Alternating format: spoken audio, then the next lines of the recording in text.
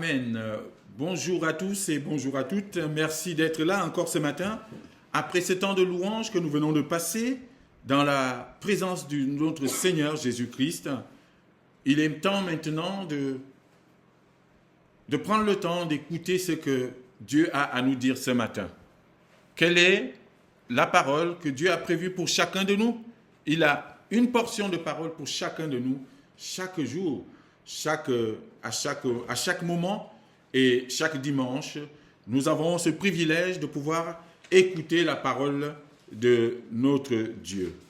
Alors ce matin, je voudrais qu'on prenne la parole dans l'évangile de Matthieu. Matthieu chapitre 17, et nous lirons du verset 1 au verset 13. Matthieu 17, verset 1 à 13. Que le Seigneur ouvre nos oreilles, qu'il dispose nos cœurs à l'écoute de sa parole. Et surtout que cette parole nous permette d'être transformés en lui et que nous soyons des hommes et des femmes, des enfants remplis de cette parole, sanctifiés par cette parole et qui mettons en pratique ce que Dieu nous dit. Matthieu chapitre 17, versets 1 à 13. Quel est l'endroit au monde où il fait bon vivre? Est-ce qu'il y a un lieu dans ce monde, une ville, une nation, un pays, une région dont on peut dire « il est bon que nous restions ici, il est bon que je demeure ici, il est bon que je vive ici sans plus bouger ». Est-ce qu'il y a un endroit, un lieu dans ce monde qui nous fait dire que ici, je ne peux pas trouver mieux ailleurs. Il n'y a que là que je dois rester. Et il n'y a qu'ici que je peux faire ma demeure. Il n'y a qu'ici que je peux bâtir. Est-ce qu'il y a un lieu, un endroit ou une région qui peut nous accueillir de manière éternelle, de sorte que nous ne voulions plus aller ailleurs? Un endroit agréable, un endroit où nous nous sentons à l'aise, un endroit où, pour rien au monde, nous pourrions échanger avec quelque autre région. Est-ce qu'il y a ce lieu-là dans ce monde-ci? Est-ce qu'il y a un endroit dont on peut dire « il est bon que nous soyons ici ». Cette parole, c'est une parole qui est prononcée par l'apôtre Pierre lors de cette scène spéciale et extraordinaire qui nous est racontée dans les évangiles. C'est la scène de la transfiguration de Jésus-Christ. Il va prendre 3 disciples avec lui, Jésus, Jean, Jacques et Pierre, les privilégiés. Ils étaient toujours là dans des moments forts de la vie de Jésus. Et il va les amener sur une haute montagne. Et là, il va se produire quelque chose d'extraordinaire. Jésus-Christ va se transformer. Son visage va changer.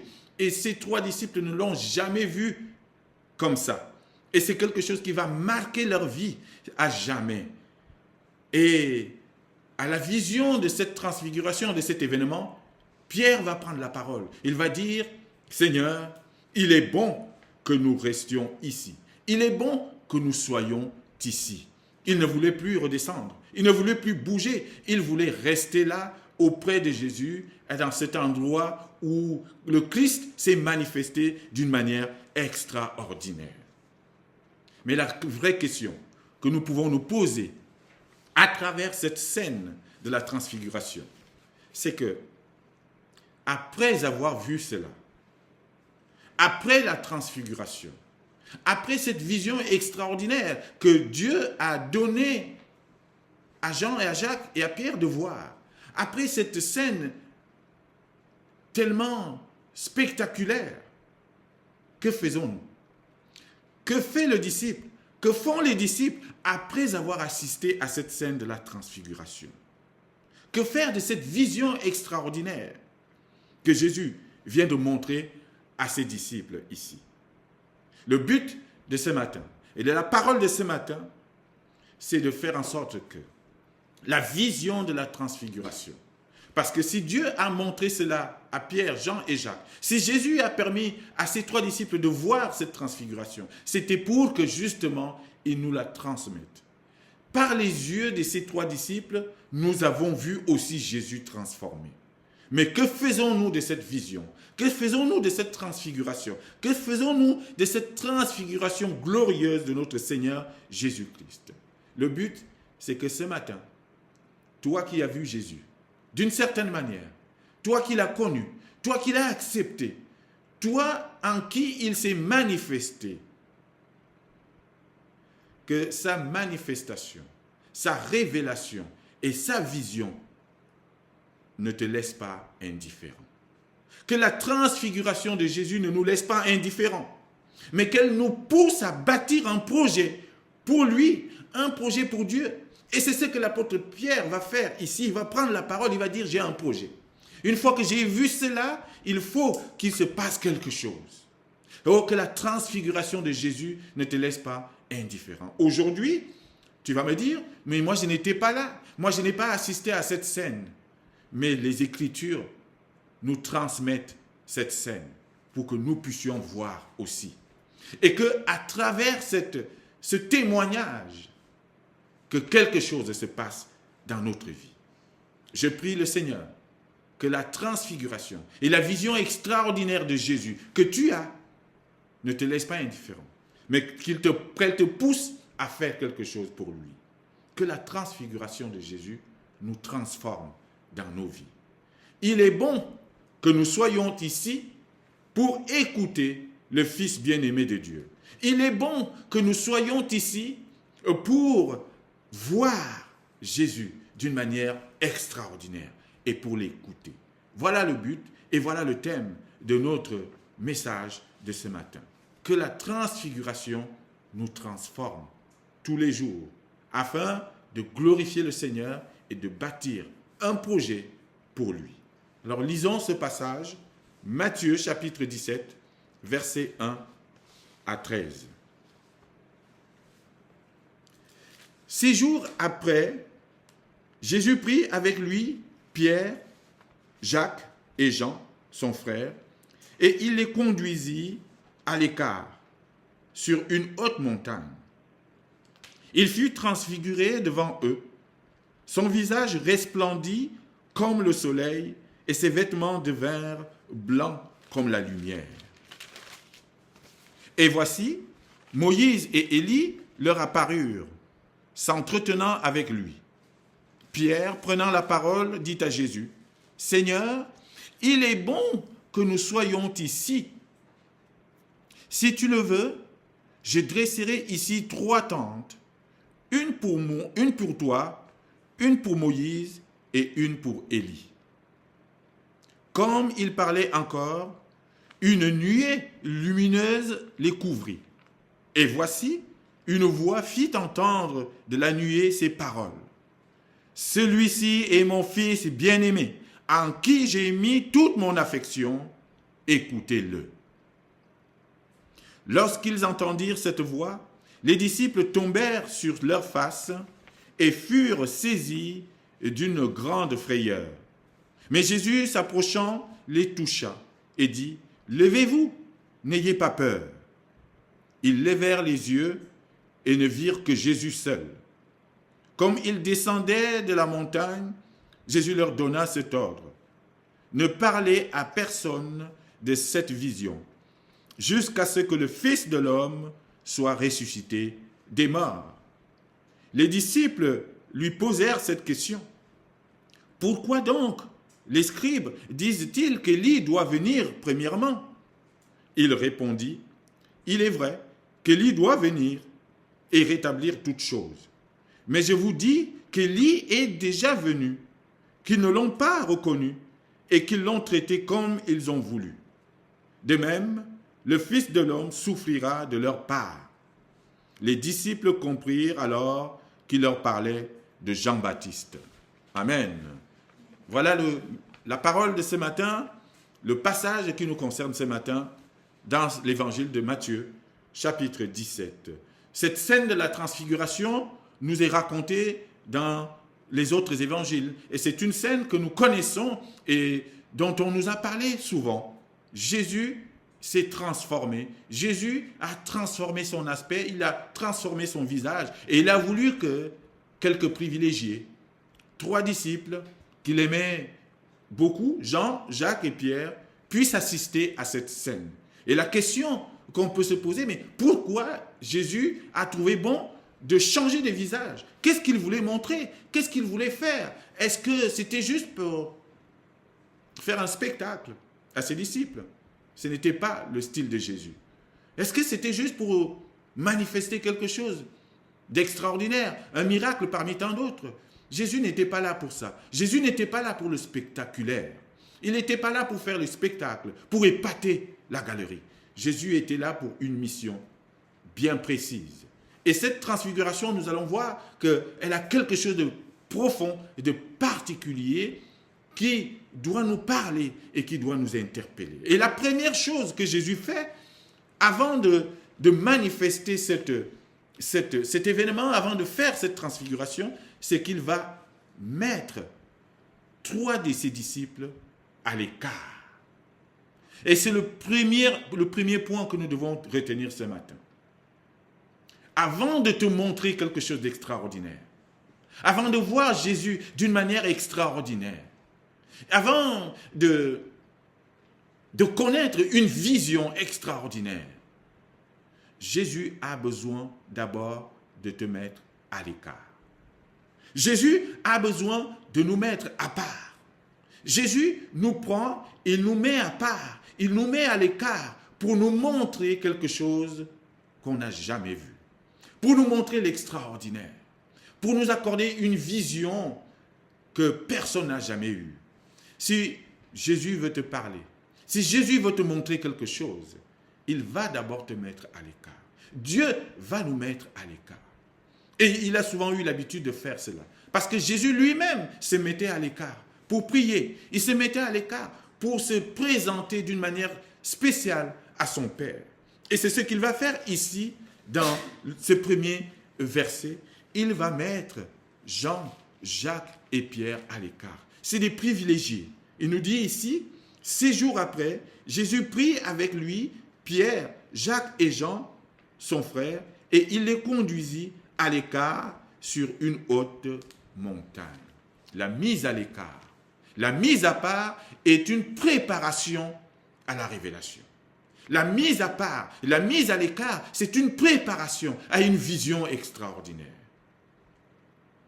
Dieu ne nous parle pas n'importe comment. Dieu ne se manifeste pas à nous n'importe comment. Dieu ne nous fait pas voir les choses n'importe comment. Avant qu'il nous montre quelque chose, et pour qu'il nous montre quelque chose et que nous soyons justement concentrés pour voir cela, il a besoin de nous mettre à l'écart.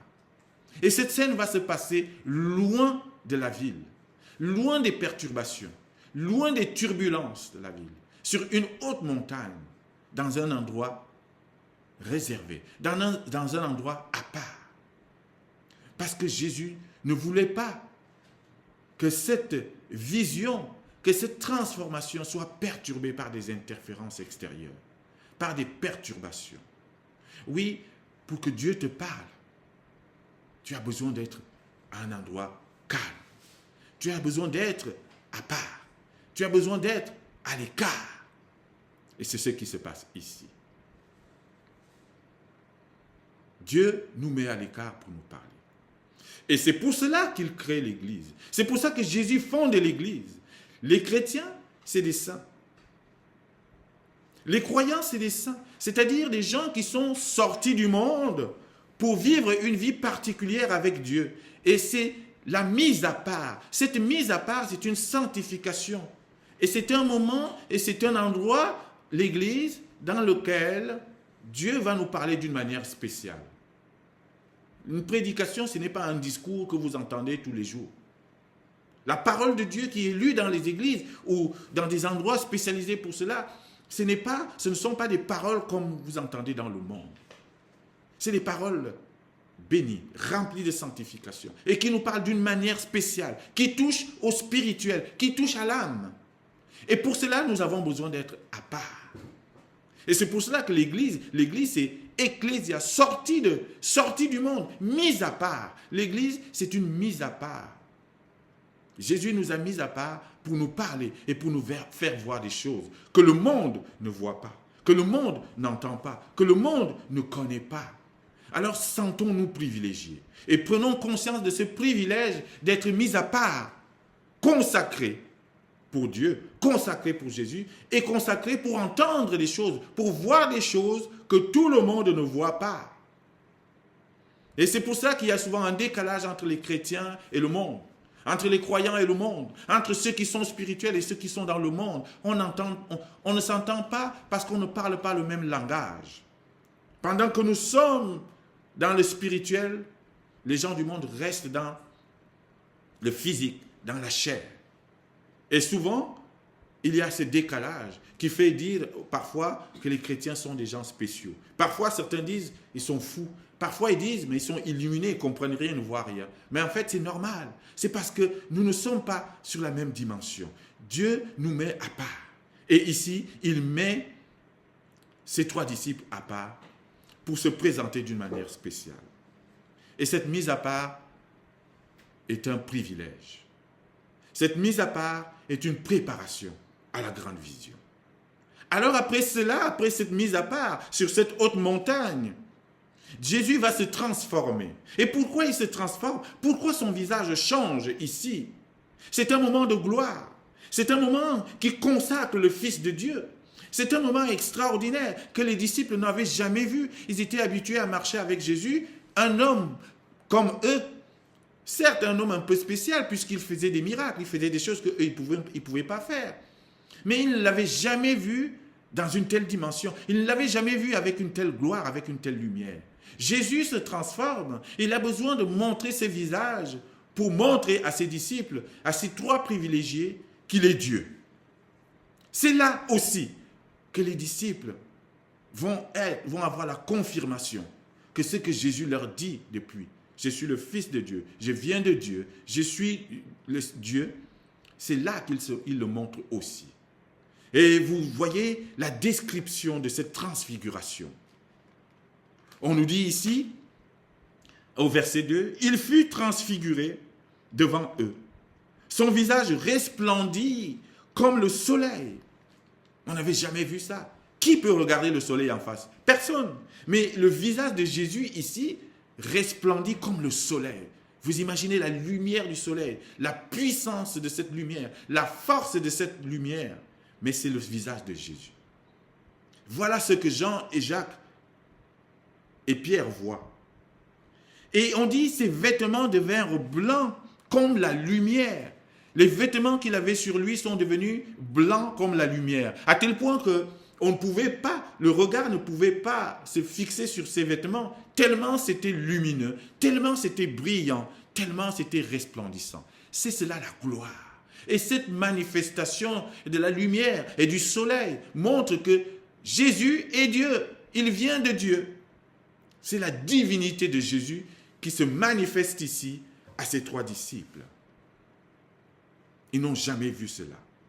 Et Jésus va leur montrer ça, pas pour faire un spectacle, pas pour les épater, mais pour leur faire comprendre qu'il est de Dieu, qu'il vient de Dieu, que le Père et lui font un et qu'il a la gloire de Dieu. Ce visage qui resplendit montre la gloire de Dieu, inscrit sur le visage de Christ. Jésus se transforme parce qu'il veut impacter ses disciples. Il veut leur montrer quelque chose. Je suis de Dieu, je suis Dieu. Au cas où vous auriez encore des doutes, voyez ce que je suis. Alors dans cette transfiguration et dans cette scène, la parole nous dit qu'on va voir 2 personnages qui apparaissent. Lorsque les disciples lèvent les yeux et voient Jésus, ils voient Moïse et Élie. Ils sont 3. Ils sont en train de converser, de parler. Mais pourquoi? Pourquoi Moïse et Élie apparaissent ici? Jésus est en train de montrer à travers cette scène qu'il y a donc un lien entre ce qui a été annoncé dans l'Ancien Testament et ce qui est en train de s'accomplir sous les yeux des disciples. L'Ancienne Alliance et la Nouvelle Alliance se retrouvent ici. Il y a un lien. Ce qui avait été annoncé, Deutéronome avait annoncé que Dieu suscitera à son peuple un prophète comme Moïse, C'est-à-dire un autre prophète qui viendra comme Moïse, mais qui ne sera pas simplement comme Moïse, mais qui sera plus que Moïse. Ce prophète comme Moïse, c'est Jésus. Et on voit Élie ici. Vous savez qu'Élie, à la fin de sa mission, il a été élevé, enlevé et parti au ciel. Et beaucoup de Juifs attendaient que, de même qu'il est parti au ciel, qu'Élie revienne pour rétablir les choses. Oui, beaucoup de Juifs attendaient encore le retour d'Élie. Et on voit Élie ici dans la conversation. Et Jésus est en train de dire à ses disciples, oui, vous attendez Élie pour qu'il revienne. Mais cet Élie-là est revenu déjà. Et cet Élie qui est revenu, il a été annoncé aussi dans l'Ancien Testament, notamment dans le livre de Malachie. Cet Élie, c'est celui qui venait préparer le chemin pour l'Éternel. Et cet Élie, c'est Jean-Baptiste. Élie, que vous attendez, vous les Juifs, est déjà venu. Mais vous l'avez maltraité. Voyez comment Jean-Baptiste a fini. Et il dit, de même que vous avez maltraité Jean-Baptiste, de même, moi, je serai maltraité. Ici, dans cette vision, nous voyons donc le lien entre ce qui a été annoncé dans l'Ancien Testament et l'accomplissement. Le prophète comme Moïse qui devait venir est déjà là. C'est Jésus-Christ. Il fait plus que Moïse. Oui, alors cette vision va perturber les disciples. Cette vision va simplement, mais oui, déconcerter ses disciples ici. Et cette vision va avoir un impact sur les disciples, et notamment sur Pierre. Après la transfiguration, après cette vision, il y a quelque chose qui va se passer dans le cœur de Pierre, et il va prendre la parole. Il va donc dire cette phrase, cette parole à Jésus. Seigneur, il est bon que nous soyons ici. Et de cette demande va naître un projet. Et le projet de Pierre, c'est quoi? C'est de dresser une tente à Jésus. Dresser 3 tentes. Ici, Pierre est tellement perturbé par ce qu'il vient de voir qu'il s'oublie dans le projet. Il dit, il est bon que nous soyons ici. Si tu le veux, je dresserai ici 3 tentes, une pour toi, une pour Moïse et une pour Élie. On est en train de se demander, et toi, où logerais-tu? Il va faire 3 tentes. Une pour Jésus, une pour Élie et une pour Moïse. Mais il s'est oublié dans le projet. Mais c'est ça.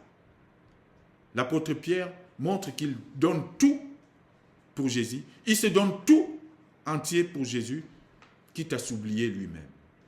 Il ne veut plus partir de là. Il ne veut plus bouger de cet endroit. Il ne veut plus parce que ce qu'il vient de voir est tellement fort et tellement puissant qu'il ne veut plus redescendre, qu'il ne veut plus repartir ailleurs. Parce que l'endroit est paisible, l'endroit est rempli de lumière, cet endroit est rempli de gloire, cet endroit est rempli de la présence même de Dieu. Il ne veut plus sortir de là, de ce cadre-là. Alors il dit, il faut qu'on demeure ici. Je te construirai une tente.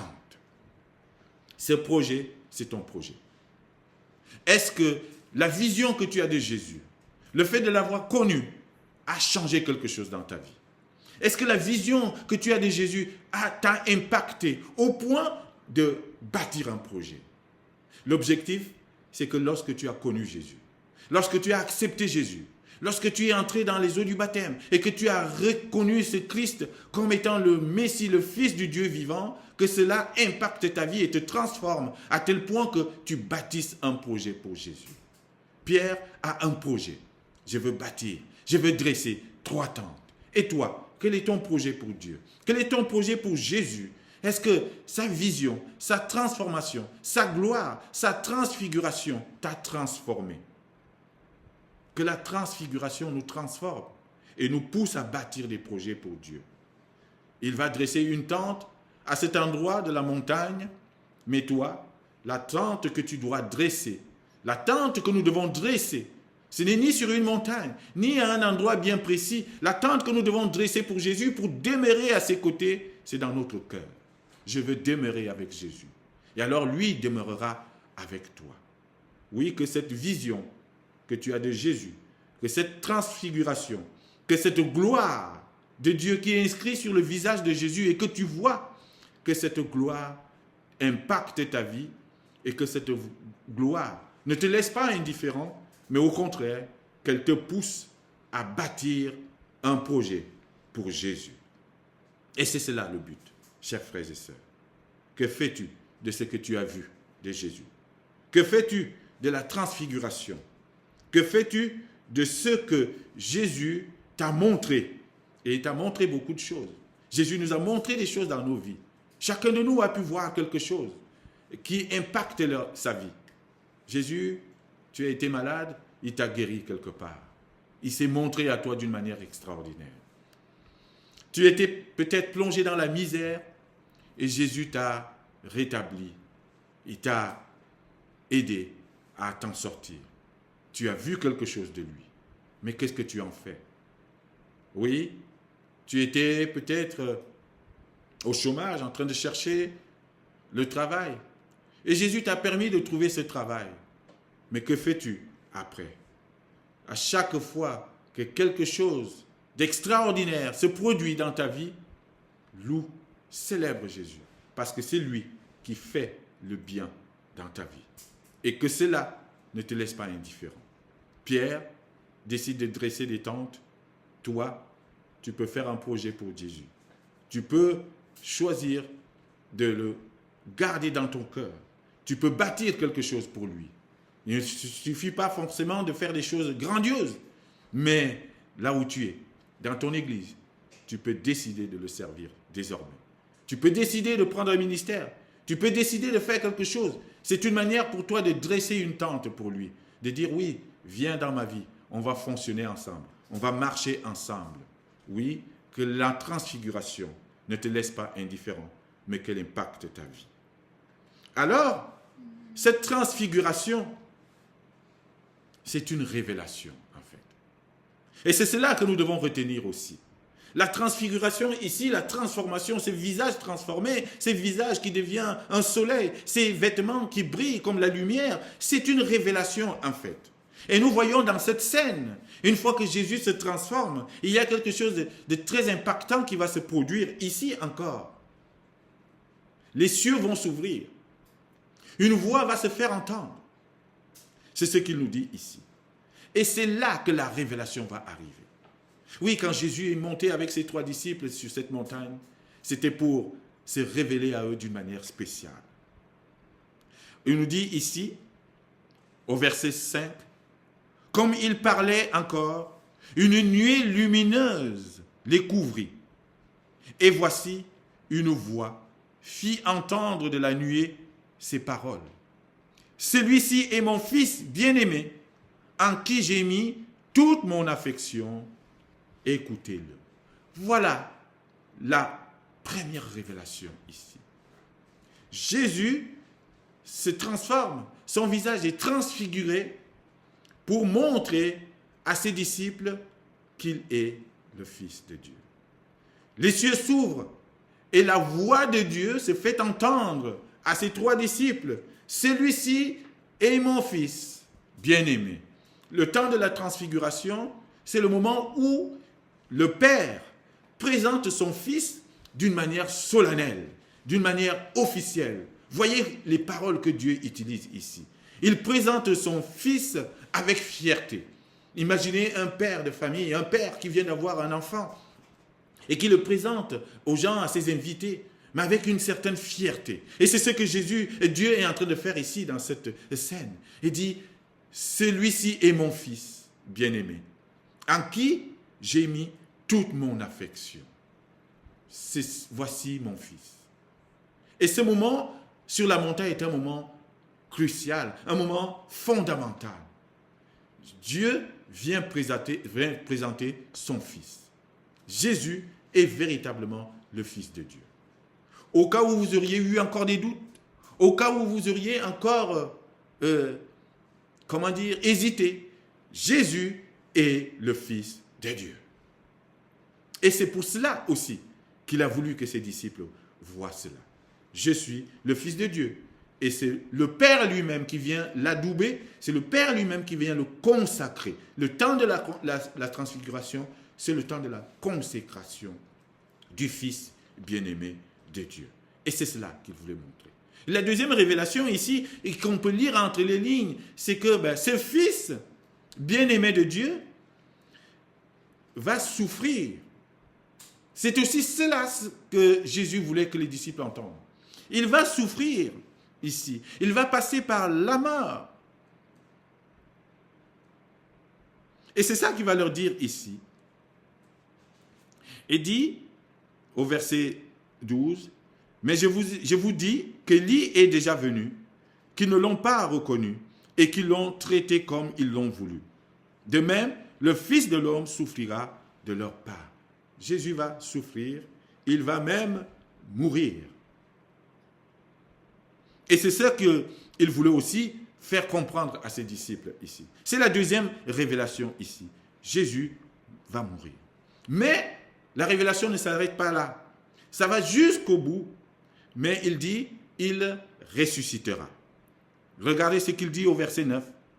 Comme ils descendaient de la montagne, Jésus leur donna cet ordre, ne parlez à personne de cette vision jusqu'à ce que le Fils de l'homme soit ressuscité des morts. Jésus va ressusciter. Voilà les trois révélations que Jésus montre et fait voir à ses disciples ici sur cette haute montagne.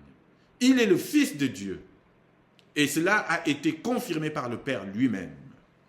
Il va souffrir. Il va passer par la mort parce que ça fait partie de sa mission. Mais il ne restera pas dans cette mort. Il va ressusciter. Voilà les trois choses que la transfiguration permet à ses disciples de comprendre, mais aussi à nous. Alors Jésus va leur dire en descendant, ne le dites pas encore aux autres. Ne le dites pas encore, ne parlez pas encore de ce que vous avez vu. Pourquoi? Parce que Jésus voulait se révéler progressivement au peuple. Tranquillement, doucement, pas à pas. Parce que le peuple juif attendait un héros, un messie, mais un messie politique, un messie social, celui qui viendrait combattre les Romains et les délivrer de la domination des Romains. Donc il cherchait un héros politique, un héros au sens humain du terme, c'est-à-dire celui-là qui ne souffre pas, celui-là qui est fort, celui-là qui est super-héros et qui ne passe pas par la faiblesse. Mais Jésus savait que si les disciples allaient dire au peuple tout de suite que oui, on a vu quelque chose d'extraordinaire sur cette haute montagne, Jésus est vraiment le Messie, ils allaient courir, ils n'allaient pas comprendre quel type de Messie lui il est. Jésus, c'est un Messie, un sauveur, mais un Messie souffrant. C'est cela le message. Et il fallait qu'il passe par la souffrance et par la mort pour que nous soyons délivrés. Délivrés non pas simplement des Romains, comme les Juifs le voulaient, mais délivrés d'une domination qui est encore plus forte et plus puissante du péché. Délivrés de l'esclavage du péché. Et donc, il fallait qu'il souffre pour prendre sur lui ses péchés afin que nous soyons délivrés. Et ça, les Juifs et les gens à cette époque-là n'étaient pas prêts à entendre cela, n'étaient pas prêts à comprendre cela. Voilà pourquoi il dit, pour l'instant, ne le dites pas. Et Jésus s'est révélé petit à petit, progressivement, jusqu'à la croix. Et les gens, petit à petit, sont entrés dans la foi. Pour finir, cette transfiguration, ce moment très important de la vie de Jésus nous parle. Et cette intervention du ciel, cette intervention de Dieu au milieu de ses disciples pour leur parler est fondamentale aussi. Le verset 5 nous dit, « Celui-ci est mon fils bien-aimé en qui j'ai mis toute mon affection, écoutez-le. » Voilà aussi ce que nous devons retenir. Écoutez Jésus. Écoutez-le. Jésus est le seul qui mérite notre attention. Jésus est le seul qui mérite d'être écouté. En fait, ce qu'il est en train de dire ici, Moïse est passé. Le temps de Moïse est passé. Le temps d'Élie est passé. Maintenant, s'il y a une seule personne que vous devez écouter, c'est Jésus. Bien-aimé en Christ, n'écoutez pas un homme. N'écoutez plus un prophète. N'écoutez plus je ne sais pas qui d'autre. N'écoutez plus les voix du monde. Il y a une seule voix, une seule personne que nous devons écouter, c'est Jésus. Et c'est Dieu lui-même qui nous exhorte à écouter. Celui-ci est mon fils bien-aimé, écoutez-le. Comprenez? N'écoutez plus les voix du monde. N'écoutez plus ces messagers du mensonge. N'écoutez plus ces gens qui viennent nous raconter des histoires. La seule personne que nous devons écouter, c'est Jésus. Parce que c'est lui la parole de Dieu. C'est lui le Fils de Dieu. C'est lui qui est intronisé ici de manière officielle. Oui, il n'y a plus Élie, il n'y a plus Moïse, il y a désormais Jésus. Et c'est le seul que nous devons écouter. Et il y a d'abondantes grâces liées au fait d'écouter Jésus. Il y a d'abondantes bénédictions au fait d'écouter Jésus. S'il y a une personne à écouter, c'est le Fils de Dieu, Jésus-Christ. Et je finis donc par ce verset, ce passage de Hébreux chapitre 1, versets 1 à 3.